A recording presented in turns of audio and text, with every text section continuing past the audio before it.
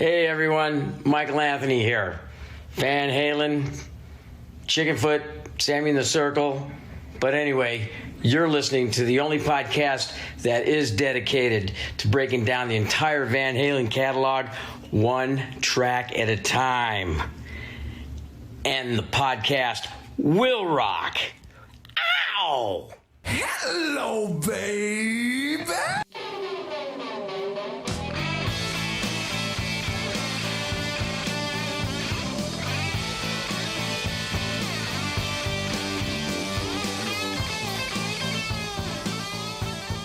Welcome, all you rockers, rockettes, everything in between, live right here, right now on And the Podcast Will Rock. That's right. It's a live edition because we love going live and we love when nothing is organized. You know, it's because that's just how we roll, but it makes it so much more fun. I say that right now in case I regret saying it later, but no. It's going to be a very fun show. I am your co-host, Mark Kamara. With me as always, Corey Morissette. Corey, how you feeling? Are you jazzed for this? I have a feeling that you're super psyched. We haven't done one of these in a while, so I'm trying to get my bearings underneath me again because there's a lot going on, and I had a lot of issues early on. That's why we're starting about 10 minutes late here, but I'm psyched. I love this album. I've been spinning the vinyl all day, and I can't wait. And we got some great guests here to share this wonderful experience with us. We absolutely do. As we've talked about all the time since it's happened, we have a Patreon, and it's nice to have people who are willing to help support the show and want to keep us going, keep the lights on, as it were. And as a reward for some of those Patreon members, they get to join us on these live shows. And so that's what we got going on here. So let me introduce the panel and go around, starting with Scott Monroe. Hello, sir. How you doing? Doing great. Awesome stuff. Glad to have you here. And one Scott just isn't enough. Scott Haskin from Backtracks Aerosmith is with us. How you doing, Scott? It's great to be back on a live show. Thanks, Mark. Oh, well. Oh, yeah. It was all me. I get all the credit. You're welcome. That's right. That's right. Not to be outdone, Ryan Powell, probably here to bring some long diatribes, but very good analysis of songs. Are you ready, Ryan, to basically word vomit? Oh, yeah, definitely. I also have my Van Halen 3 shirt, so rep it. Guaranteed no Van Halen 3 tonight, Mark. You're safe. It's okay. I mean, yeah, you guys don't want to see me have a live meltdown. So trust me, it's not cool. It's not good. But you know who is cool? Our friend Ray. Ray, how you doing, my dude? Good to have you. I'm doing good. It's I didn't get the whole name in. It's Rava Flav. That's the Rava Flav. Oh, I was hoping so. Rava Flav. I was good. Hey, I meant to confirm that before saying it, but I was like, I think that's Rava Flav because it is. Sorry, I should have worn a clock. Rava Flav. How dare you not wear a clock with that name? Rounding us out as well, Greg Zito. Welcome back, Greg Zito. Yeah, hey man, I'm looking forward to it. It's going to be a good way to kick off the weekend. Hell yeah, a long weekend. So we're here. You're in for probably a long show, everybody. So strap in. But James is with us as well. How you doing, James? Good to see you again. Is there a James on the call? Is there a James? Are we having another? Are we having a? Can you hear me? No. Les Paul, James Les Paul. We have a Josh. We have is it Josh? I thought it was. Oh my God. Why did I think it said James earlier? Oh, you know why? Because there's a J and there's an MES. That's why I thought it was James. Josh, of course. Josh, how you doing? I apologize to you, sir. I'm fantastic. I am just ready to get ready for this. Great. Believe it or not, this is just the first one, you guys. So really strap in. I'm sorry. But also, we can't do a live show without our resident expert, as Corey and I are not experts on Van Halen. We're just humble fans who enjoy talking about them. So we always have to have an expert come on in and fact check us, as it were, and provide wholesome, good, and accurate Van Halen content. Eric Sinich returns to the show. Eric, good to see you, man. I'm keeping an eye on you guys, making sure everything's good. What's going on, guys? Great to be back, man. It's been a while. When was the last time I was on? I think of when I had COVID. It was last time I was on. One of the last live shows. Yeah. So yeah, great to be back on. Been enjoying the show, and thanks guys for the every week, man. You mentioned the VHND, man. We appreciate that. Well, of course, we've got to give you a shout out. We Corey very humbly, always likes to read out what's going on in Van Halen news, and you all are over at Van Halen News Desk are always ready to report on something, give us some news to talk about. So we thank you for that, and thank you for being on the show. All of you, thank you for being on the show here. So, Corey, you alluded to it earlier, so now that is what we're doing. If you were hoping to tune in and just watch us spin the wheel and get a random song that we're going to talk about, we're going to kind of do that, but not really. Corey has been just pining for this record, this vinyl, for a long time now, and then he finally got it. Thank you, Kevin Brown. Shout out to Kevin Brown. And so, as he said, he can't stop spinning it. So what better way to do a live show than to spin, as it were, this record and pick out some songs. So, Corey, is there anything in particular you want to add to it before we get the show going? Well, I got to give full credit to it in our Discord chat, and forgive me because I forget offhand if it was Ryan or if it was Scott, but one of you guys suggested, was it Rave? Geez, it was somebody said you should just do live right here, right now, and try and rig it so that one of the bonus tracks is one of the songs.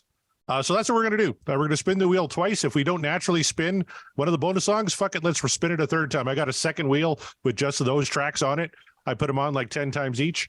So we'll guarantee to get one of the new tracks, which are, of course, The Dream Is Over, Mine All Mine, and Eagle Fly. So I can't wait. This is this is one of my first live albums, actually, when I was growing up, one of the first ones I ever picked up. So I got a lot of fond memories, and I really owe Kevin Brown now. He's not on the call yet. He'll be hopping on later. But there was a music auction actually in Saskatchewan, in Saskatoon, and I was able to pick a couple of Eddie Van Halen autographed pieces. So Kevin had to go pick those up for me. So now he's holding those hostage. So I really got to kiss his ass now so I can get my pictures. But be very cool. To sweeten the deal, they had a Tom Petty picture too. So I got him an autographed Tom Petty 8x10. So hopefully he's pleased with me. Well, that's very cool. I would certainly be pleased with that. So yes, just make sure you think happy thoughts about Kevin Brown for the remainder of the duration until you receive it, and that you'll be good. You'll be good. All right. So, well, we always start the show as we've introduced the panel. You're all here. You're all ready to talk about some live right here, right now. But I always like to kick it over usually to Corey for this section of the show. But instead, I'm going to go straight to the source, as it were. Eric Sinich, what is going on in Van Halen news today? The big one this week for the news desk is this documentary that was put together, which is absolutely phenomenal. Have you guys seen it? No. The first two episodes are up. It's great, isn't it, Corey? Oh, it's amazingly and incredibly well produced for just like one guy. It's one guy. Well, that's what I wanted to mention. It's Alan Berry. As far as I know, he's it. He's the guy who did it. He voices it. He produced it, and is a super nice guy. And he's been working his ass off on this for a long time. I mean, he's been communicating with us for a while, making sure everything's checked, all the facts. And this is just a passion project for him. I mean, he's not making any money off of it, and phenomenal job. And there's more to come. So we're really happy to be sharing that. And as of today, I was looking at one of the episodes up to like 70,000 views. That's in 2 days. So it covers, it's basically centered around Van Halen's 1984 album, but it covers what leads up to it, the US Festival, and just a bunch of great stuff in there. He's got the footage that he got and the photos, and he was reaching out to us to use some of the photos from the Inside magazine. But again, like really thorough with it. Reached out to Greg Renoff, a bunch of different people, which is interesting because there's one part of the documentary that some people, there's a little bit of controversy on, which is So This Is Love, which according to Greg Renoff, there's keyboard on that track. It's hard to hear. And even I remember when Alan reached out to me and said, what do you think? And I read that part. He sent me the script. I said, I don't think it's in there, because you can't hear it. If it's there, it's very low. But if Greg Renoff says it, man. That's it. Because Greg wrote a book. Ted Templeman. If anybody knows, it's Ted Templeman. So, but yeah, I mean that's really the big thing. I know Michael Anthony had a fundraiser. I believe this week. That would have been. It's for a children's hospital in Los Angeles, which is that's a real important thing for him. That was, let's see, May 20th, the 7th annual Walk and Play LA fundraiser for Children's Hospital Los Angeles. Mike and his family were there to honor his late grandson, Rex, to raise some money for Children's Hospital Los Angeles. Michael Anthony said, quote, "As many of you know, my grandson, Rex Michael Becerra, I think it's pronounced, was born on March 20th, 2017 with an undiagnosed heart condition. After birth, Rex was transported to CHLA, where he underwent open heart surgery at 7 days old. Although the surgery was a success, Rex ultimately succumbed to his heart condition and passed away April 4th, only 2 weeks old. So since Rex's passing, we walk every year at the Walk and Play CHLA and have raised nearly $250,000 for the CTICU, which is the Cardiothoracic Intensive Care Unit at CHLA. Even though Rex's life was cut short, his story will continue to be told and his legacy will live on. We'll continue to support all the amazing doctors and nurses that work miracles every second of every day at CHLA. So you could go to VHND. I think you could still donate through Mike's fundraiser page. So definitely go to VHND for that. I guess the only other thing is the anniversary of OU 812, which I put together some trivia. Oh, yes. Trivia. It's a trivia time. So, should we do trivia or should we wait till after a it's up to you guys. Well, why don't we do a little now and then we'll do a little maybe in between songs. And Eric, I'm assuming, is sober and can keep score, and we'll all perform miserably. Yeah. You assume. Well, almost sober. Almost. Yeah, I came up with 8 questions. So we're calling it OU 8 questions. Oh, gotcha. Okay. Well done. So this is very original. How are we going to keep score? We got quite a few people here to keep score. I guess, how do we want to do this? Tally up the scores. We can go around and have everybody guess. Yeah. So let's do that. The first one is probably the easiest of the 8. What was OU 812 originally going to be titled? Oh, I know this. So Corey, I guess you can give the order of who's going to answer, and I'll try to keep track here. Can I buzz in first because I know? You can buzz in first, yeah. There was 2 names, wasn't there? 2? No, I mean, I think there was only one other alternative.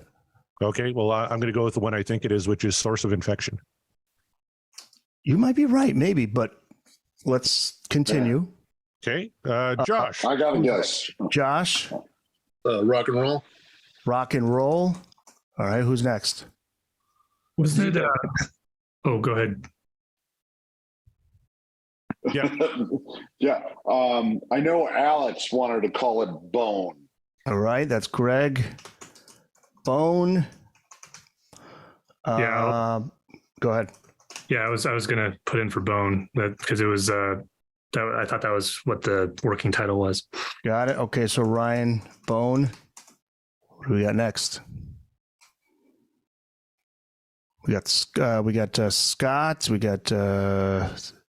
Yeah, I'll go with Bone also. I think that sounds right. Scott's got Bone. Okay. Mark's going to say source of infection. Okay. Mark's going with source of infection. This will be interesting. All right. Tallying up the results here. Who's next? Ask him. Ray, I'll do it. Okay, Ray. So you said this is a song, album with Sammy?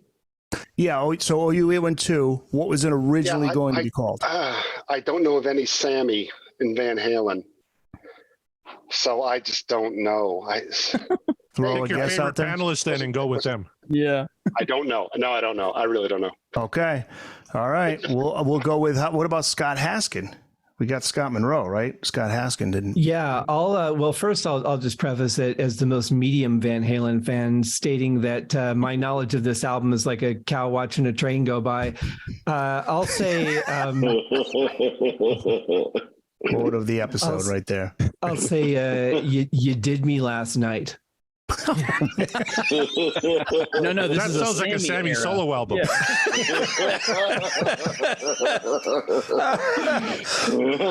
Okay, you did me last night. Who's okay? I think that covers everybody, right? 1, 2, 3, 4, 5, 6, 4, 5, 6, 7. That's 8. All right. How do we want to? Do we want to give all the results at the very end? I think that's probably good, right? Maybe do because there's 8 total.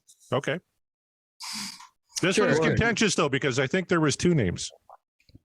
If you go back to the Van Halen encyclopedia, I remember Mr. CJ Chilvers mentioning 2 different names. I was going to say, I'm going to have to give him a call. I went with source of infection because I remember the quote from Al because he didn't like it because it sounded like a sore. You could be right. You know what? We might. Hold on. Let's see. Oh, I'll tell you what. You ponder that. Get that queued up, and then later on we'll go back to it. So I already call shenanigans. Mr. Senich. Corey, he changed his answer. He says it was called shenanigans. So there you go. That's his guess. But can I change my answer? Sure. I think it's down for breakfast. Down for breakfast. Everyone's down for breakfast. I think there's honey on my melon. Let's not even go there. I'll tell you what. Legs over easy there.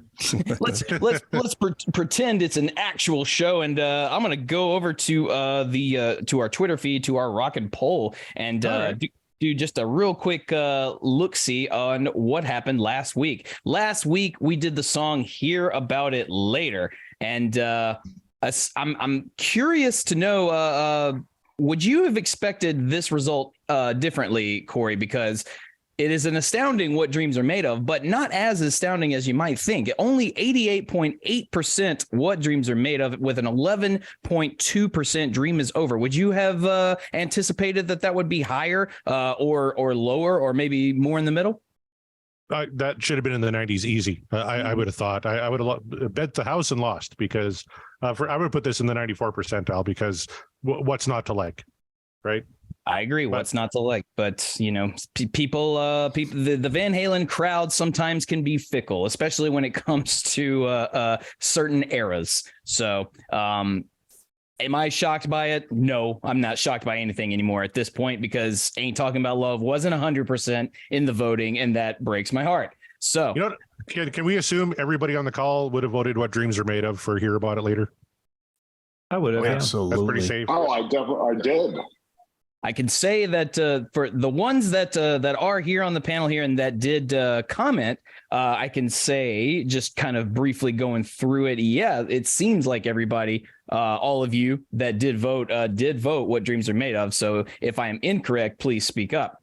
Corey, what do you think? Should I read out our Patreon tweets, or should we just kind of move on? You know, we got all the Patreons here. Why don't you just go one by one and ask them what they think of Hear About It Later? All right, cool. So, medium fan of Van Halen, Scott Haskin. What do you think about Hear About It Later? You ever heard that? I did. Well, I listen to the show every week, and I thought it was a really good song, very well constructed. I really liked the mix on it, and I thought the performance was great. Yeah, that's a thumbs up for me for sure. All right. Well, there you go. So simple enough. Greg Zito, you mentioned dynamics and harmonies, and as you put, the Brown sound. Care to elaborate? No, it's got that rich tone, the Brown sound. It's got, it's groovy. It's got everything. It's Van Halen firing on all cylinders. You got to love it. Mm-hmm. Thumbs up.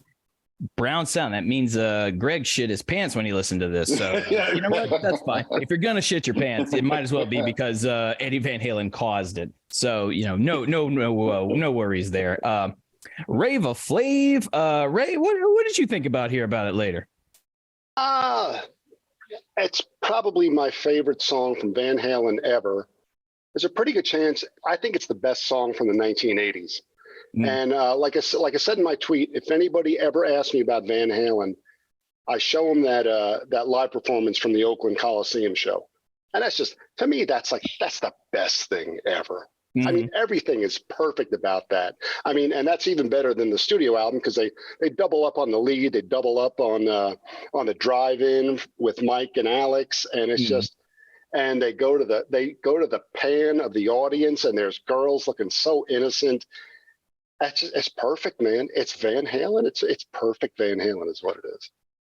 Perfect Van Halen is what he says, and he's sticking to it. Josh, do you still stand by your tweet, or do you have any elaboration you want to go on? I mean, the only thing I would add is anyone that downvoted this song most likely smokes while their children are in the car. Coming in with the judgment, and I love it. That is nothing personal, just nothing personal. You just really suck as a human being. It's like, yeah, not personal at all. That's great. Oh, it makes me laugh so hard. Scott Monroe, how about yourself, sir? How do you feel about hear about it later? Absolutely love it. Like I said in the tweet, it's, it just starts off so beautiful, so tranquil. And then it just surges. It just gets into this groove. I absolutely love what Dave is doing, his guttural delivery. The harmonies are on point. The cowbell section is just amazing. The only criticism I have really is on the outro. It sounds a little messy to me. And to my ears anyways, it kind of sounds like they didn't quite know how to wrap things up. But like I said in my tweet, that's totally solved for me by Dave's amazing shriek at the end. So it's all good. Maybe that's what they had in mind. They're like, we don't know how to end it. And Dave's like, I got this. I got it. Here we go. Just a shriek. That sounds on brand. At least to me, it does. Ryan Powell, what could you possibly add to your tweet that you didn't put already? Well, actually, I just have to disagree with the ending part, because I think that was the thing I focused on, that how Al is just, hitting on every beat to kind of drive up the intensity and just really bring it in. And then just Ed doing 3 against 2, the da da da da da da da da, just to bring it home. I thought that was a great ending. But yeah, the rest of it's a good song. It's a great song.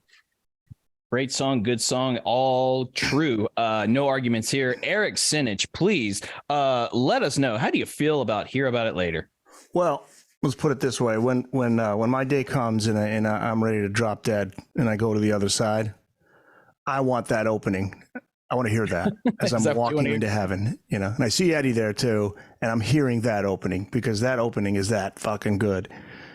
And to put together that opening, which is, it's so beautiful, and then the rest of the song kicks in, and it's just hard rock. Or on paper, you'd be like, I don't know if that's going to work, and it works. Brilliant song, love it, and I don't want to die yet. Just saying. But if I do drop dead right now, that's what I'd like to hear. You got a couple of good weeks left in you. Yeah, I got just a few. Yeah, well, yeah, we'll see. Doctor says I got 48 hours, but we'll get into that later. Well, thank you for spending the last 24 with us. This is where I want to be. What a great tune, man. That whole album. Right. Undeniable, fair warning. I got to tell you, though, Ray said something kind of controversial. Best song of the 1980s, Ghostbusters, came out in the 1980s. So that's saying something. Sorry. Correct. And don't you know that Bustin' makes you feel good? And I think you're talking about I Want a New Drug from Huey Lewis, right? Because that's the rhythm I'm thinking of. That's right. Right. Yeah. Look, I won't sit here and have you all badmouth every other 80s song when the studio is right there. It's right there, you guys. No, just say the word. It's fine. There's nothing wrong with it. It's fine. There you go. And we'll ask Kevin Brown, like if he ever shows up, we'll ask him how if he wants to elaborate on his tweets. But there you go.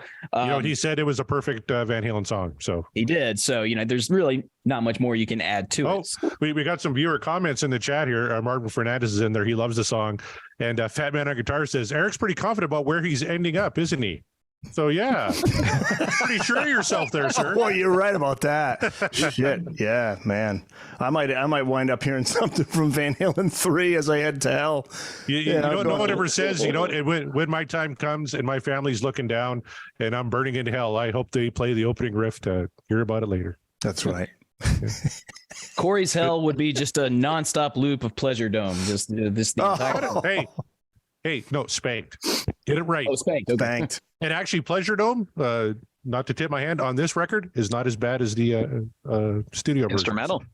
It works better as an instrumental. Absolutely. How do I answer that? Well then, you might have that might be a premonition of the not too distant future, or maybe not. We'll find out how you really feel should the wheel decide that is where our fates lie. But there you go. There's some didn't read off the tweets because it didn't have to. The panels they're all right there. But you guys listening, if you do want your tweet on our polls guaranteed read, join the Patreon. Find a tier that's right for you. Guarantee you we have something that you'll enjoy. Or if you just want to contribute just because you like us, yay, also.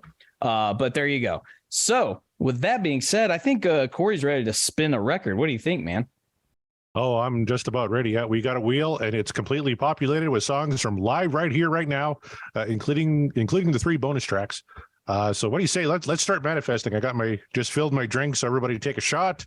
Woohoo! He said it, not me. But yes, Mark, it is.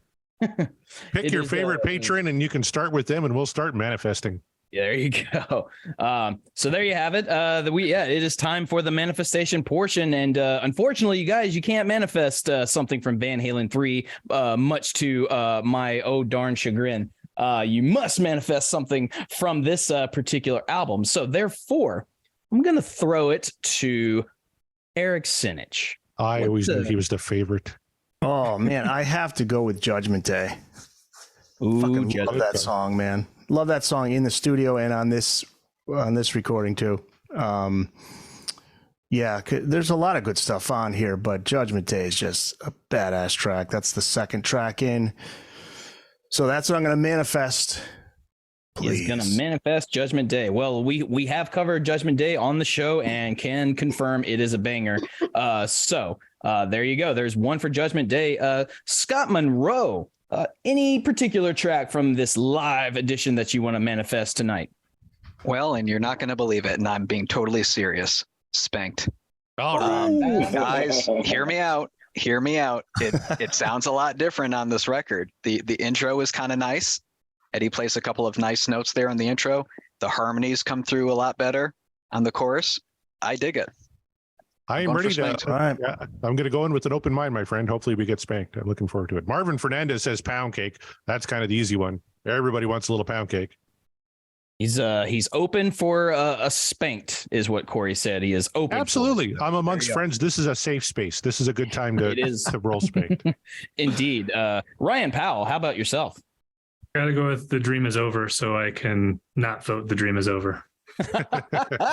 Very cool. I like what you did somebody, there. Yeah. Somebody on our Twitter feed, again, doesn't know the show and saw This Dream Is Over as one of the poll options, and he called like a fuck album filler. Like he said, it was just terrible.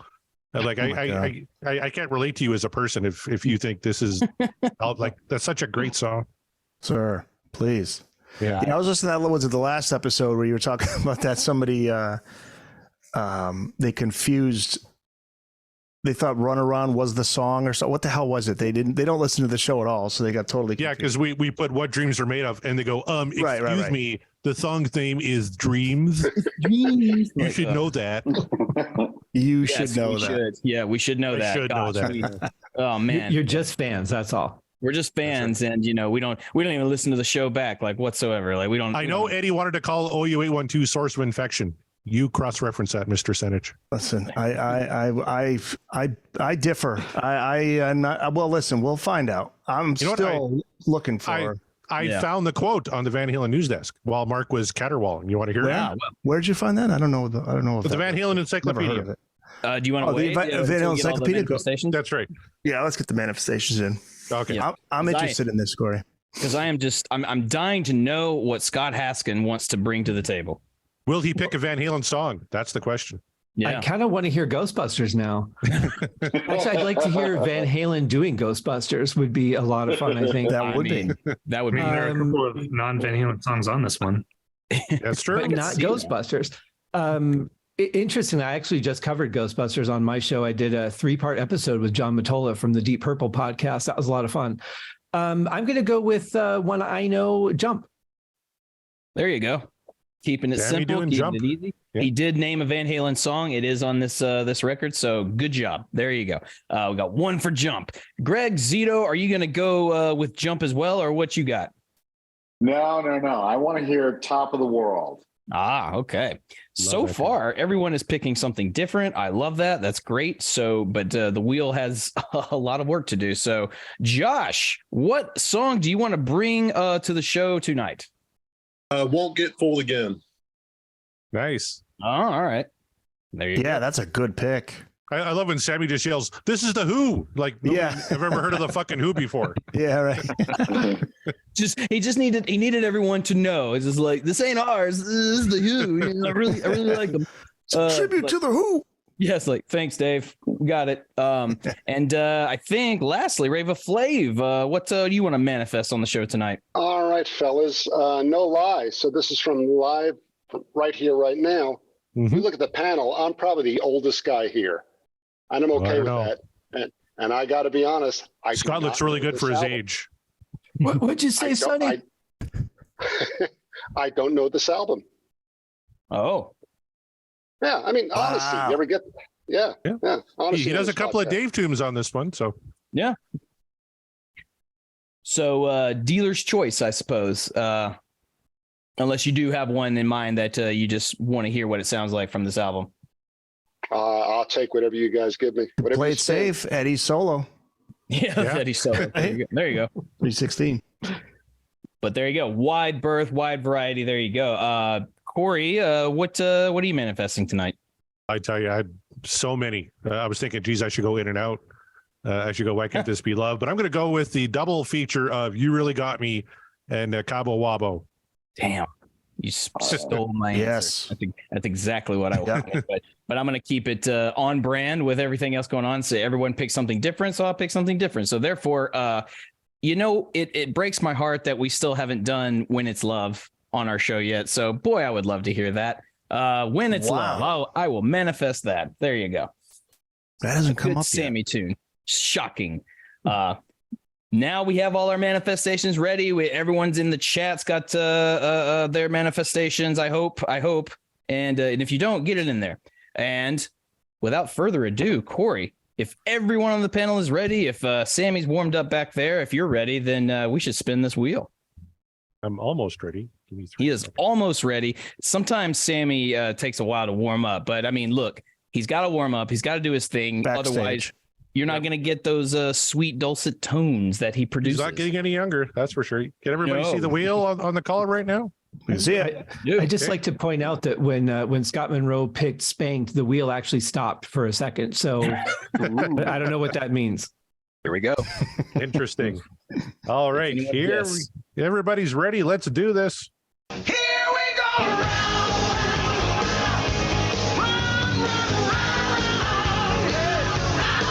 Oh, and we're going to get one of the bonus tracks from the new vinyl release. Cool. Oh, Marvin Fernandez is going to be pissed off. It's Eagles Fly. He said, no, that's not a Van Halen tune. Yeah, well, neither is Give to Live or One Way to Rock. So I just find it hilarious. We had all of these great choices manifested by everyone on this panel in the chat, and we still didn't get a song that somebody requested. Like, not at all. These wheels are fickle and they upset me sometimes. But Eagles Fly. What should we say before we tune into the song, or should we just tune right into it and just go from there? What do you think? I don't know, Eric, do you know anything about Eagles Fly other than it's a solo Sammy tune? In my opinion, it's the best song he wrote as a solo artist. He flip-flopped between Eagles Fly and Give to Live on that tour with his acoustic set. But Eagles Fly, he has one of the songs that he wrote for that's the album in between 5150 and OU 812. So it came out in 1987, was released as a single. I can't recall how well it did as a single, but again, I think it's his best. Lyrically, I think it's his best. He takes a lot of hits for his lyrics, but this is, to me, opening line, Sunday morning, 9 a.m., I saw fire in the sky. I love this tune. So I'm glad they included it on this new release. Yeah, me Great too. It peaked at number 82 on the U.S. Billboard Hot 100. 82, yes. Okay. And I mean, the high note he hits at the end in the studio version, and he does it on this one too. Although I don't think I've heard this version from Right Here, Right Now yet. So I'll be interested in hearing this one. The one version I'm familiar with was from the Toronto pay-per-view. Yes. The Balance tour. Which was great, wasn't it? It was great, yeah. Yeah. Because I like they come in with the whole band behind them, drums, the whole thing. Yeah. Yeah, great version. And even though it's not a Van Halen song, Eddie did play bass on this album. And played bass on the whole album. Yeah, it's rumored he played a little guitar on a brief section of this on the album too, on Eagles Fly. So this is the one. Yeah, I have a question with this song and the other bonus tracks. Do we know, were these also brought back into the studio with Sammy re-recording his vocals? And that's a good question. I'm not sure if these were re-recorded or not. Don't know. It's very. I would say it's likely, but probably likely. Mm-hmm. But all right. Well, if that's if everyone's ready, what do you say we get into this, gentlemen? Let's do it. Here's a nice little intro from Sammy, and then Eagles Fly.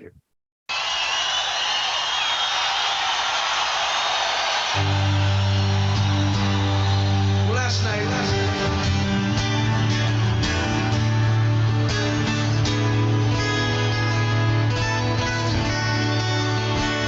Last night, for my acoustic number, I did a song off of the Never Say Goodbye album, and I'm gonna do another song off of Never Say Goodbye. I'm gonna do a different song tonight, if you people don't mind, because I know some of you people here last night, and even if there was 5 people here from last night, I would hate for you to see the same thing over again. So. Yeah, keep it fresh. You know what? I'm sorry. You know what? This is on the. I know this. This is on the video version. Yes. Yeah. Okay. So this is because I have the video of it. That's why. As soon as he started talking, I'm like, this sounds familiar. I've heard it. So, sorry. Okay. Nope. And Marvin Fernandez in the chat says the Balance Tour version is the best. Eddie rocks the solo at the end. That'd be pretty cool. Yeah. That one's the best. Yeah. If we could find that somewhere after and listen to that, man, that's great. It's on YouTube. Yeah. Here's something I haven't done in about 6 months, and I didn't even rehearse it. So if I really blow it, just start yelling and screaming, act like I'm just doing great, okay? Sunday morning, 9 a.m. I saw fire in the sky. I felt my heart pounding in my chest. An eagle cry. Hey!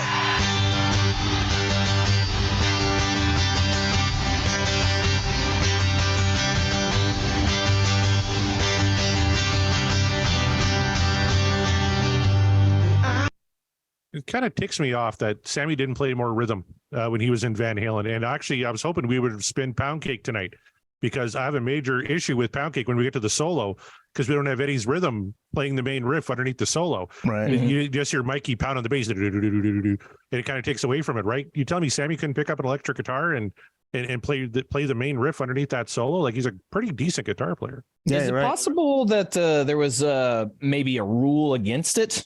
You know, maybe it was like a don't try to mark my territory. I've already marked this. Like, get out of here with your guitar. I don't know. Is it possible? I don't Eric, think so. I mean, I don't think so, because on Live Without a Net, that tour, Sammy's playing guitar. We even had like booing solos during the Live Without a Net. Yeah. So I don't think it's that. It's interesting though why that was decided. For whatever reason, maybe they just didn't think it was going to matter either way. But I think you're right. It would have been cool to have him playing the rhythm underneath it. He's certainly capable of playing having a wireless headset on and playing guitar while he runs around the stage, because he did that in all of his solo shows. Right? Yeah. But how about that opening lyric, man? It's a great verse. Absolutely. It's I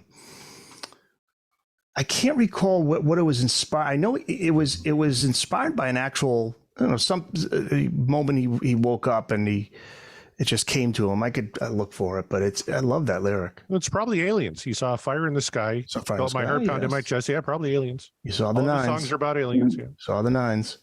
I think he said that he was when he joined the band, he was with Eddie, and Eddie had really forced him to elevate his songwriting, because he's like, this is a guy who's musicianship is elevated. So I've got to be able to move up to the next level. And I think he said he was like in Colorado or something in the house. Right.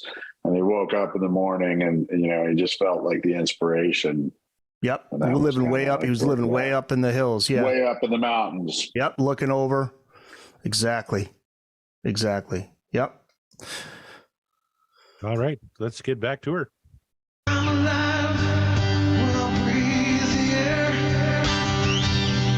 I feel the wind, smell the earth in the air. I watch an eagle rise above the trees, project myself into what it sees. So take me away. Come on, fly me away. Lift me up so high where eagles fly. Scott Haskin, you've been to, I think, one concert. Do you like it when just the frontman gets up there with an acoustic guitar and plays a song like this? I think in the right context, depending on the song, it can work.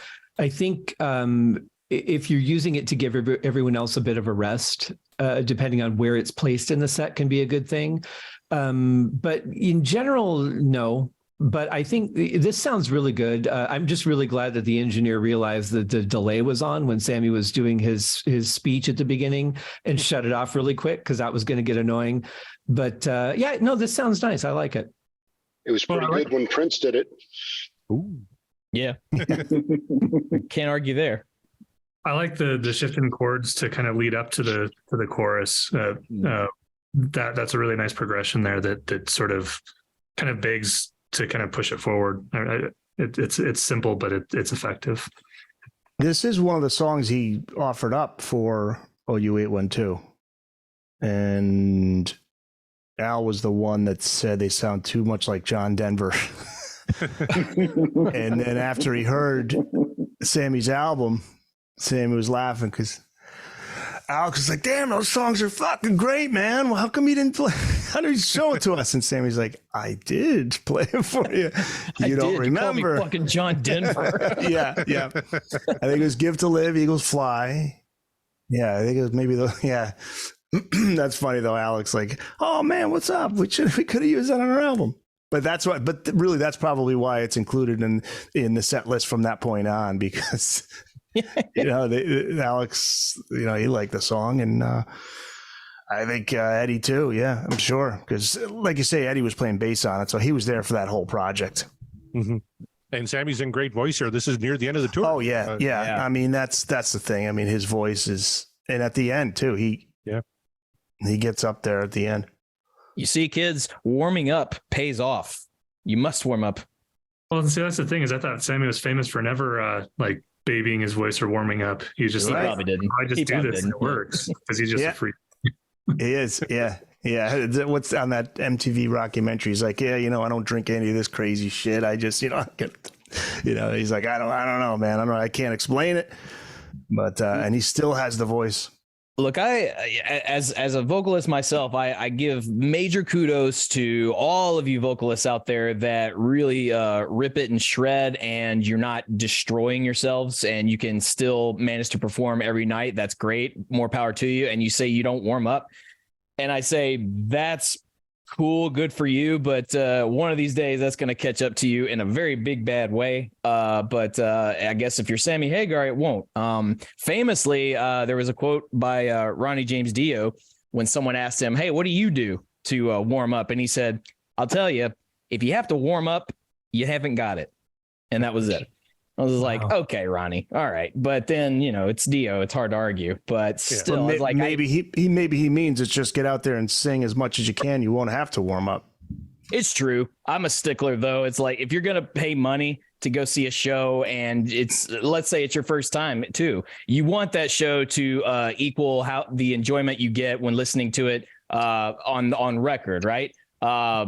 But if the singer's voice is blown out and it just can't sound very good, I don't know. I feel like that's kind of maybe not a letdown, but it's sort of like I don't think the audience got their money's worth. But again, this is just my my thing of being a stickler and a performer. But I try to at least be as on pitch as possible. Well, But, I can say honestly, I don't like when I go to see a band and the first song sounds like they're warming up. They should come out ready to play and on fire. And if the singer's kind of, coughing or choking his way through the first song because he didn't I don't want to see that. Yeah, I don't either. I did see a video years ago of James Hetfield warming up with a humidifier. He had a towel over his head, over the humidifier, and he was just running scales. And I thought, that was interesting to see because he knows that he wants to be in there for the long haul, and it's not rock and roll to just go up there and let it rip. He's going to do what he needs to do to give a good performance, and I really appreciated that. That's ever since the Black Album. Bob Rock was just on Chris Jericho's podcast talking about that. That album was the first time he quote unquote sang. Like he even said to Bob, I want to sing. Like I want to sing like was it Nothing Else Matters, I think, and he wanted to sing like the Chris Isaac's what's Chris Isaac's song? Wicked Game. Wicked Game. Yeah. Yep. I could see that, except for like you two have fundamentally different voice types, but okay, I see what you're trying to go for there. But kudos to him. He was actively trying to get better. And hey, if you want to get better, sometimes you gotta do the things that we don't want to do, like practice and warm up. It happens. Well, hey, on that same interview, he mentioned Nikki Sixx had no idea how to play the bass going into Dr. Feelgood. Nikki said somebody came in and played all those parts for him, or he assumed they did. And Bob made him play every note. And then Nikki went and took bass lessons, and now he knows how to play the bass. Kind of. Yeah. or supposedly, because on this tour, they're saying he's playing to a track. Yeah. That's the story. Yeah. All right, let's keep going with Sammy and Eagles Fly. I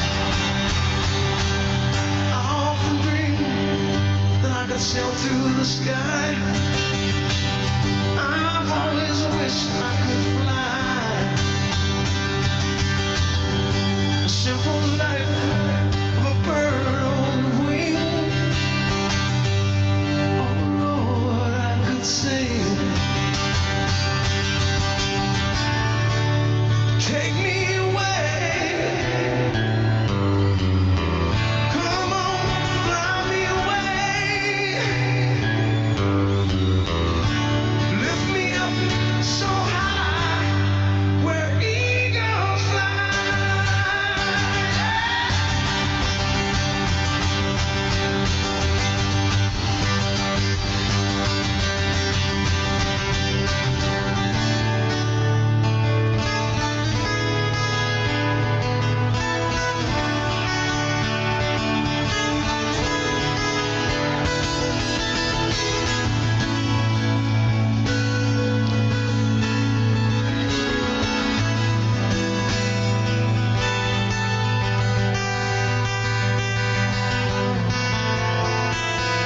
It's kind of a hard one to break down because it's just a guy in obnoxious yellow pants and an acoustic guitar singing about soaring like an eagle.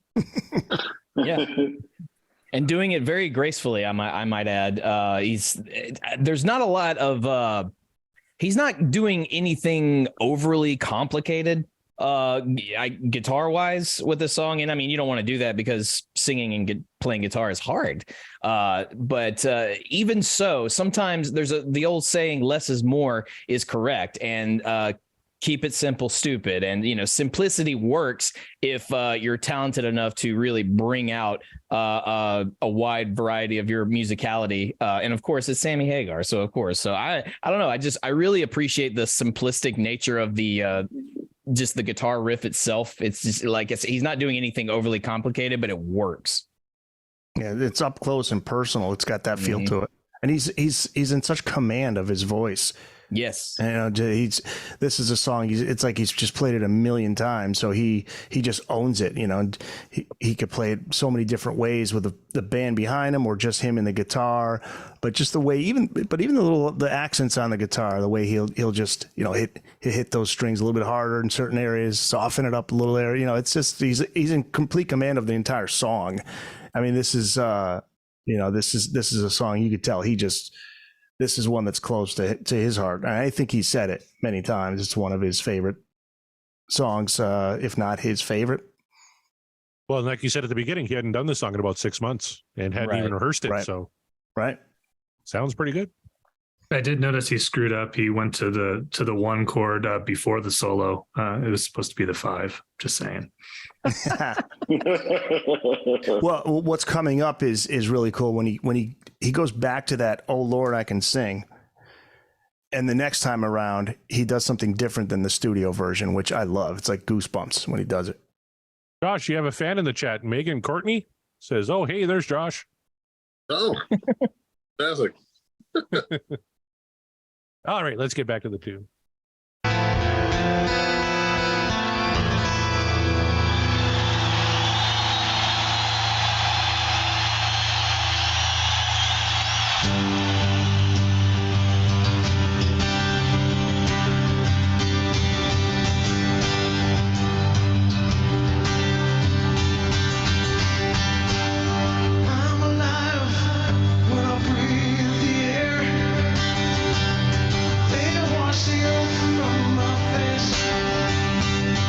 So he must have crashed because he's washing the earth from his face. Yeah. When eagles fall. Took a nosedive. Yeah. It happens.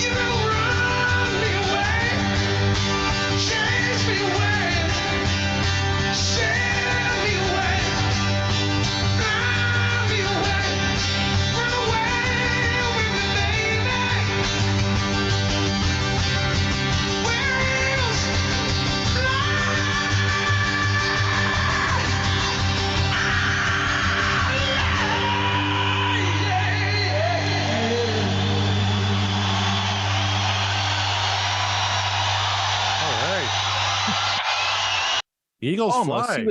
He was close. Again, end of the tour. End of the tour. Yeah, exactly. So he can be forgiven for that. Yeah. Maybe if he warmed up, I don't know. Yeah. I will say that happens. they did a really good job capturing the full body of that guitar, though. I mean, you really get the low end of it coming through, which was very nice. And it doesn't sound like they EQ'd it to get that. It sounds like they really captured the full body of that guitar. So kudos to whoever the engineer was on this. And that's one thing with this new remaster, the vinyl sounds amazing. Like a big improvement over the CD. I'll bet blasting this through your stereo system, your speakers, is probably pretty chill inducing, I would imagine.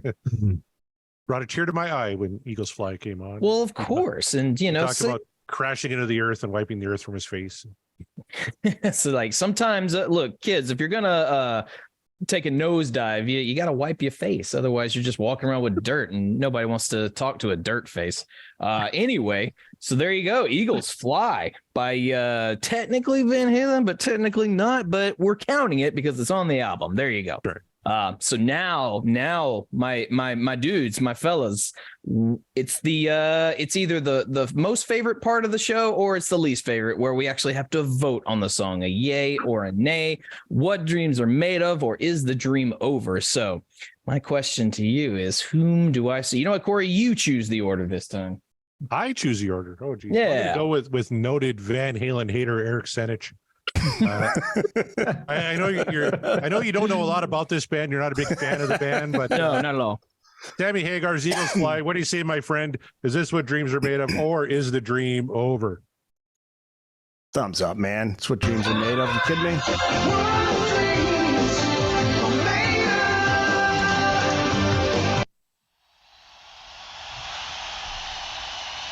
Uh-oh. Anything to add? Well, I was just going to add something that's interesting as far as this new recording. Don Landee is overseeing all of these reissues, so he might have something to do with the new, what you're hearing on the new version. I have a record player. It doesn't work. So please, guys, just put it out on anything. I don't know. Put it out on Spotify or something. Yeah, but if it's at all. No. So if it's sounding better, that could be, Don Landee's work. But no, it's just absolutely thumbs up. As obviously, I love the song. This version I think is really cool. I still say, and I agree with the comments. The one on the Balance tour is the best version. I think. I think Sammy did a version similar to the Balance version on his solo tours, but still, though, I give this a thumbs up. I think it's really cool.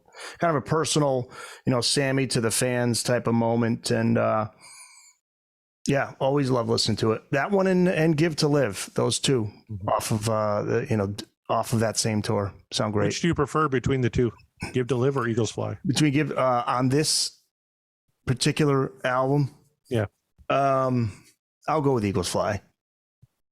Yeah.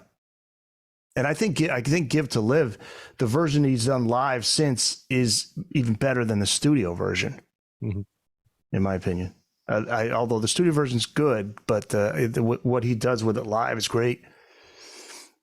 Oh, so that's one what dreams are made of. Let's throw to Rave a Flav. Oh, wait. Nope, not Rave a Flav. Let's go to Greg Zito. Or I want to hear from Greg. Yeah. All right, Greg. Oh.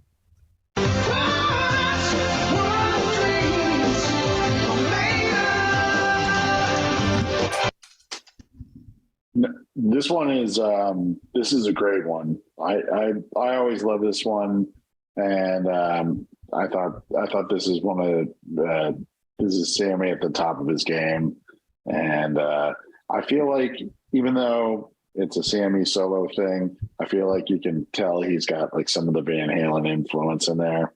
So I love this song, and I agree that the Balance tour one. Once you hear that one, that's the only version I want to hear. Oh yeah, guys, I'm gonna turn my video off because look what just happened. Oh no! Hang on a second. I turned my. He was so excited about the song, he broke his mic. Yeah. Well, it's a good thing we went to him first, then. That's right. There you go. How do I shut down my video here? Yeah, that sucks. Yeah, how do I shut down my video, guys? What am I all right, Mark, you wanted to hear from Josh next. Why don't we get Josh? Yeah, Josh. So tell us, man, what do you think? Eagles Fly, what dreams are made of, or is the dream over? Whoop.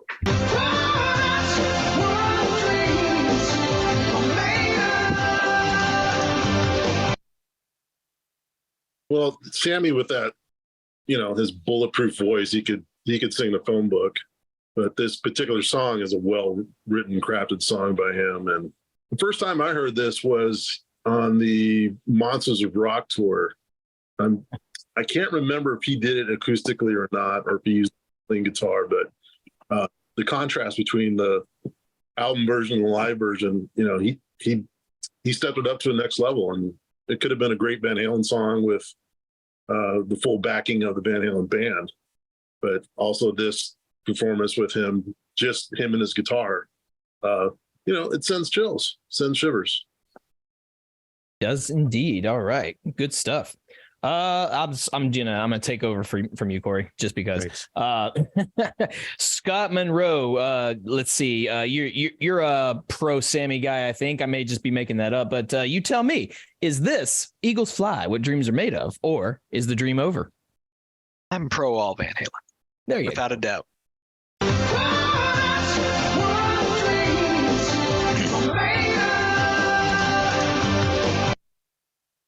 Yeah, absolutely beautiful song. I think you had it right, Mark. I mean, just the simplicity of it, such a raw performance.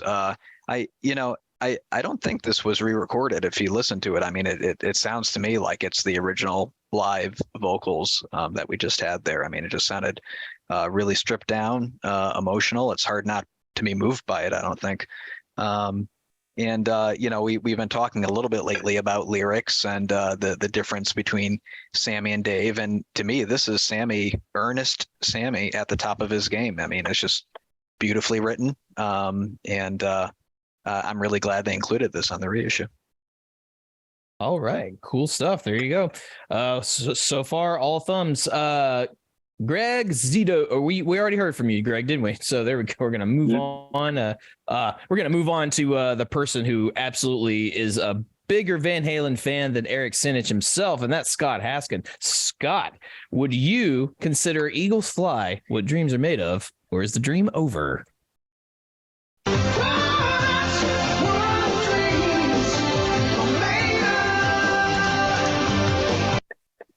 Well, first, Mark, are you calling me fat?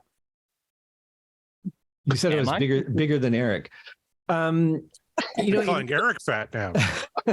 In general, this for me would not be a song that would be a go-to. If it was an intro to a bigger song, I would be okay with it. But what saves it for me is that I think Sammy's vocal was just really passionate and so well delivered that I have to give it a thumbs up because I think it deserves it. Can't argue that point. So there you are.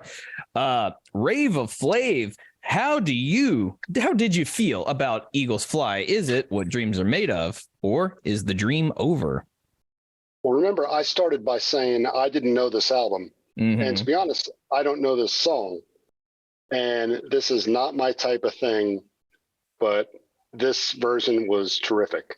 It's a thumbs up for me.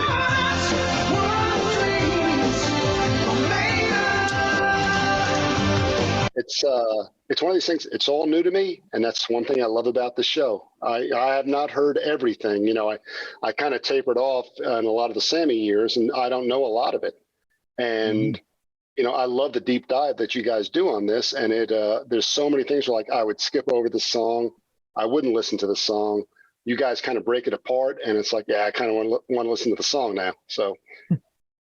Well, there you are. Yeah, the beauty of the podcast, bringing people more into the Van Halen know. That's that's why we do it, right? Yeah, it works. It worked on me. Yeah. You see, it worked on Rave and Flav. It can work on any of you. We're gonna convert you all.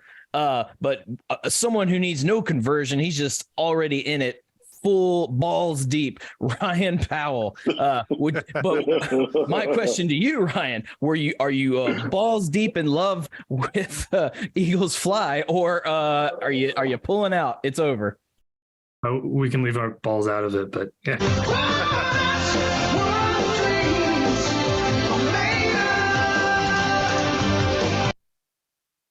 I mean, yeah. So the first exposure to this song was actually on the Balance pay-per-view for me. I didn't know the Sammy solo stuff, and that was the first live performance I heard getting into Van Halen.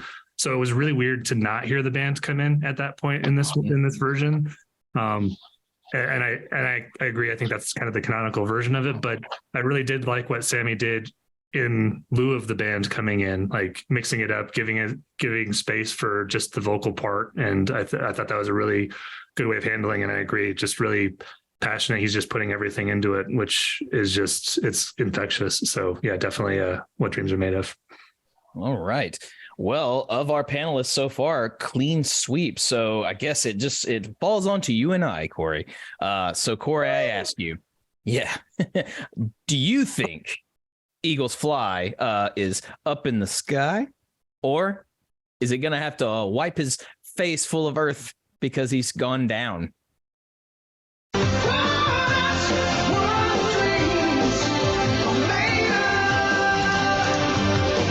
We have one dissenting vote in the chat. Marvin Fernandez says the dream is over. So song, don't hate it, but not my favorite, which is certainly fair. For me, the song it's almost a little cookie cutter. Lyrically and musically, it's nothing special. But what really sells it for me, and it was touched on by other panelists, is the way Sammy sells it. You can tell Sammy loves this song, and he loves what this song means, and he puts his all into it. And for me, that's 100% what I love most about this song. His vocal performance is pretty good. He kind of struggled a bit on the last high note there, but that's fine. End of the tour. I appreciate that in a live performance. I don't want perfection every time. That's why I don't want bands playing the tracks, Nikki Sixx and Def Leppard and the like, right? Fucking play live, yeah. You can tell he was singing that live, but it was his love of the material that really sold it for me. And I love this version. And I got to admit, when I got the vinyl, I put on like the final side to get the 3 bonus tracks first. And Eagles Fly really stood out to me. The studio version, I thought, it's fine. It's kind of like Sussudio. It's fine. But it's this live. It's the way Sammy sells that really sold it for me. So it's a clean sweep so far. Mark Kamara, you're the last one. What do you think, my friend? Is this what dreams are made of, or is the dream over?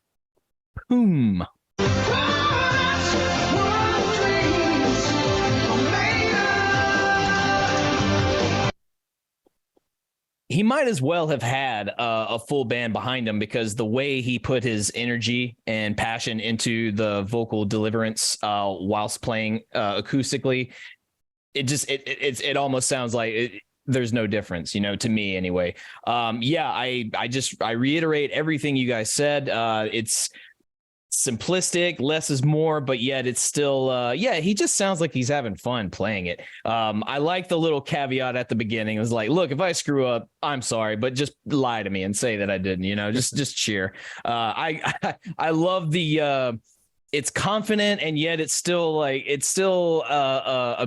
a performer who's just trying his best not to let the crowd in. Like, I don't want you guys to have a bad show, so if I don't hit a few of these notes, like, I'm sorry. We're at the end of the tour, and I haven't done this one in a while. It's like, I appreciate the caveat there, because it's, I don't know, it makes him dare I say, it humanizes him. At this point, Sammy Hagar is a rock god, and to so many people a celebrity, so it humanizes him a little bit, like brings it down to eye level. And that's something I appreciate about musicians and performers. Also, you guys know I'm pro Sammy, mainly because of how good he sounds vocally. To reiterate, also just his rhythm guitar skills. Yeah, I too am a little bit disappointed that we didn't get more of that in his recording Van Halen days. But what are you gonna do? It's fine. I dig this song. I hadn't heard this particular version of the song before, so this was a nice surprise, and it was really, really well mastered, as you guys pointed out. But just vocally, that last high note aside, look, that's a hard note to hit even on a great day. So we can give him a little bit of a pass, shall we? But absolutely, what dreams are made of. It's a fun song. It's not trying to be a masterpiece. It's just trying to be a fun song, something you can enjoy. So there you go. What dreams are made of. Now, since we have the panel here, I'm kind of curious. Would you replace any song off of OU812 with Eagles Fly? Because I'm kind of looking at the track listing for OU812, and I'm like, I could maybe live without Feel So Good, and maybe get a full band version of Eagles Fly. I don't know. What do you guys think? Let's start with Apolitical Blues for sure. Yeah, there's one. Yeah. Dump it. Yep, chug it. I agree. Yeah. Anyone else? Is there another track off there you could think could maybe be replaced by Eagles Fly? You guys can hear me now? Yep. Yes. Okay, cool. Apolitical. Well, Apolitical Blues. Absolutely, I would switch those out. Oh yeah. There you go. It's interesting though. If it had been on this album as suggested, and I think it would have been called, what did I guess? Bovine in the Barnyard. I think that it would have been a different song because it would have been done under a different producer. It may have had a different feel to it. So it would have been interesting to hear that contrast and how it would have fit into this album. I don't know the album well enough to pick a song that I think it would be better than, but certainly the fact that it would have been under a different producer could have turned it into a different song altogether. That's a very, very good point. So maybe it's fine that it didn't replace anything on OU812 for that very purpose. But then again, I think it could have benefited a little bit. But yeah, you're right. That's a very good, astute observation. Well done, Scott. There you have it. Replace it with Cabo Wabo. or replace Cabo Wabo with it. Just How dare. Right, Eric. Oh, Eric is ready to throw down now. Yeah. Oh, my, this is it. I'm dying. I'm dying. What do you hear? What song do you hear? Is it a Van Halen 3? Eddie, I'm here. Cabo Wabo was my favorite. Love Cabo Wabo. I'm just messing with you, man. Oh, he's just messing with me. Okay. You know, it's because everybody loves to bust Brian's chops on his polls. That's true. Yeah. So hey, you know what? I almost chimed in because what the other day you put Atomic Punk over DOA, and Atomic Punk. I'm gonna get. Oh wow. Atomic Punk is maybe my least favorite song on Van Halen 1, but I love DOA. Maybe my favorite song on Van Halen 2. So I disagreed with you on that one, but I didn't want to admit that because I was afraid I was going to get lynched on the call here. Well, I might go with Atomic Punk over DOA, and I know that's like. Thank you. But Atomic Punk is cool, man. Yeah. It is cool, but I just like DOA that much better. I found the culprit, guys. Look at this thing broke right into. Oh, look at that! Oh boy! Wow. Man, I'm gonna order the stand like you guys have, man. This is the second time I ordered this boom. Get you a little floor stand. Thing falls apart. Boom. You know what? Extra point to Eric for his fantastic Fred Sanford impersonation. That was great. I'm glad somebody said it. I was thinking. Yeah, you're right. Guys on the caller like, who's Fred Sanford? Yes, we're making topical references. Google that shit and thank us later. But so now that we got all that out of the way, now we go. Let's go back to those the trivia results. Trivia? Did we get a definitive answer? Yeah, let's see. Let's see what we have. Okay, so I don't know. Are we going to accept source of infection? Because the answer is bone. Oh, bone was that was the one that was going to be used, and then they came up with OU-812. Okay, which I brought up the quote from the Van Halen. Do you agree that CJ Chilvers is a legitimate source of Van Halen information? CJ, you're the man. If it's do you have the entry? I do. I looked up the paragraph, and he says, and I quote, Ed suggested naming this album Rock and Roll and Source of Infection, coined by Sammy Hagar. The latter was disliked by Al, who joked that the name sounded like a sore. It was also Ed's idea to have the band members on the album cover. So that's the paragraph from the book. So we will take then. So Bone was that is one of the titles. So whoever said Bone gets a point, and whoever said Source of Infection gets a point, and then rock and roll, and rock and roll, and rock and roll, yeah. Oh shit! This is all going. This is just basically everybody but Scott Haskin. I love and Ray. And Ray. I love that. Oh wait, Scott. Yeah, you did me last questions, and the first one has like multiple answers. Like, oh shit, didn't think about that. So yeah, he's the expert here, right? Yeah. The so-called expert. CJ, I will not doubt CJ. He's the man. Yeah. So that means okay. So we got. All right. So basically, we've got Corey with a point. Josh gets a point for rock and roll. Greg, Ryan, Scott Monroe get a point for bone. Mark gets a point for source of infection. Ray, just complete question mark. He didn't have an answer. And then Scott, he does get credit, although no points, but he does get credit for really, you did me last night. That was good. We like that. I like round numbers, and I fully expect that's where this night will end. She puts the cream in my coffee was another one. Every single morning. I will say that would have been a horrible. So Source of Infection with a picture of the band on the album cover saying basically any of these guys could have given you VD. That's awful. Yeah, that's like, and the answer is like the truth is that it's that's probably a fact, but we don't need to showcase it. Right? It's that, like, don't put us on the cover. You need to put in parentheses love. No, love. That's the source of infection. That's what we're talking about. That's part of the backstage pass. Scott Haskins killing it tonight. He's the Don Rickles of this podcast. Oh man, praise. I don't want to be in the front row. He's gonna call me up. He'll look right at you and go for you. Yeah. He's also the Gallagher of the podcast. He'll bring out some watermelons and smash them later on. Right. Hey, did you guys know Gallagher had a brother? I think he's still alive. And Gallagher too. And he got sued. He got sued. He got sued because he just did the identical act, Wow. and then he backed off and then just did it again. It was like, yeah, it's so funny. That's Brothers are the worst. right. Like James Taylor has a brother, Livingston Taylor. How do you go Who from knew? James and then Livingston? This is like Right. James, like, oh, we got a second born. I don't know. It's like you're looking around at furniture, you see like some names on there, like Livingston. Okay, Livingston. Why not? Okay. Oh I man. was gonna say Duvet, but I think Livingston sounds more regal. Livingston. Yeah, you have to say it with clenched teeth too, like Livingston. Yeah. Livingston Taylor. That's Yeah. What if he's just like just a super angry person, like because James Taylor's Livingston, all like nice and right. calm and sweet. Like what if Livingston is just like this temperamental, just angry fuck of an asshole? Well, I mean, Wait, Livingston Taylor, isn't he in Five Finger Death Punch? yeah. But can you imagine those family get-togethers? Livingston's like, flat broke, just trying to make it, and there's James walking in. He comes up in his fucking Rolls Royce, and Livingston's. We get it. You wrote some songs. Hey, Livingston, how are you? Get the fuck away from me. I didn't succeed because my name's Livingston. Yeah. Why'd you do it? It's great. James brings his acoustic to the dinner table and sits down and sings songs about how it's okay to be poor.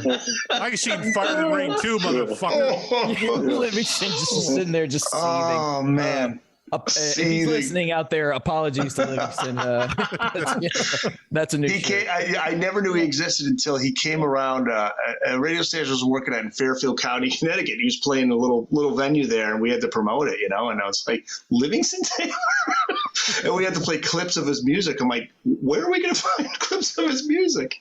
I've got a SoundCloud, you ass. Livingston Taylor. I mean, like, imagine being Paul McCartney's brother, right? Or Mick Jagger has a brother. It's like, thanks. Lucius Jagger. Did you look? Did you find it on MySpace? Yeah. Remember MySpace? I remember MySpace. Oh man. So, do we want to do another trivia question? Yeah, why not? Why not? What you got?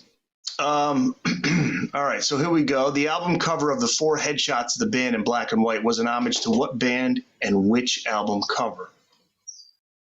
Oh, a lot of hands are going up on this one. Scott Monroe, you want to start first? The Beatles, I think. And What which album? That's the tough part of the question. With the Beatles. Okay. So that's okay. So we're starting with Scott Monroe. So we got Beatles with the Beatles. Okay, who's next? God ask him. I'm sad that I have a real answer. Okay. I'm going to go with the Beatles' Revolver. Okay, Beatles Revolver. He's half right. Which is an awesome album. All right, who's next? Greg Zito. Zito. Meet the Beatles. Meet the Beatles. I'm going to go next. You got with the Beatles, Meet the Beatles. Yeah, I'm going to go with my man Greg. I believe it's the Beatles and Meet the Beatles. Okay, so we got another Meet the Beatles. Corey, all right, Meet the Beatles. I'll go completely off the wall on this one, and I'll say I think I'll go with the Ramones. Oh, the Ramones. There you go. Wow. Okay. Which album? The Ramones. Just the Ramones. Yeah. All right. So far, nobody has voted for the Ruddles. But that was my guess. I guess it's going to be the Ruddles for the album Let It Rut. Let It Rut. Ray, I'm sorry, I stole your thunder. All right, Ruddles. My favorite Ruddles album was Ouch. Oh, that's remember great. Ouch? No. Hard Day's Rut. All right, so we got 2 more. Who's left? And my knowledge outside of Van Halen is pretty thin, so I'm just going to go with the Beatles and Meet the Beatles. Meet the Beatles, okay. 1 more, right? Who's left? Josh, I think, yeah. Beatles. Meet which one? Beatles with the Beatles. With the Beatles, okay. All right, with the Beatles. I'm gonna laugh if it's like Men at Work or something. Please let it be Men at Work. The correct answer is the Bangles, Manic Monday. All right, so Ray said Meet the Beatles, right? All right. Yeah. So do you want me to run down the? We wait until we It's up to you guys. What's No, the go correct ahead. Yeah, answer? go ahead. Okay. So the correct answer is the Beatles 1964 LP with the Beatles. Oh. So Scott Monroe gets a point. And he's the only one. Everybody else either said Meet the Beatles. Oh, Josh said with the Beatles. I think Josh said we. Did Josh say? Right? Didn't you? Yes. Oh, I'm sorry, Josh. Yeah, you're right. You're right. Okay, so Josh. Yeah. With so Scott Haskins said Kajagoogoo. So yeah. I would have said that, but I was too shy. Oh, nice. Nice Kajagoogoo reference. Yes. Touche. What happens when you put me on a Excellent. show without John Mariano? Yeah. Beatles reference. I have no leg to stand on that one. So I think we got, that's it. Yeah. So far now we got with 2 points. Let's see, Scott Monroe. Yeah, Scott Monroe has 2 points. All right. And who else? And then Josh. Did Josh? Yeah, Josh has 2 points. Ooh. I don't know. That's Wait a minute. right. Good job. Yep.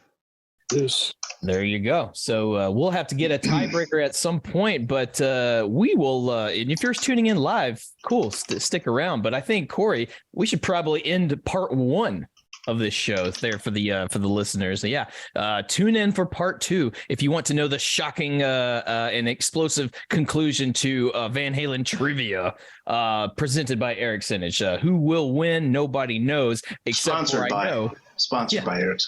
Sponsored, yes. Sponsored by Sinich. There you go. Sinich Industries, LLC. Incorporated. Incorporated. Yeah. I know who's not winning the trivia is probably this guy, and that's okay. I Well, fully we're tied admit for it. last. Yeah. No, I think Scott. I think your guessing game's way better than mine. So it's like you've got a chance. I'm changing my last answer to Let It Be. I am lost. There you go.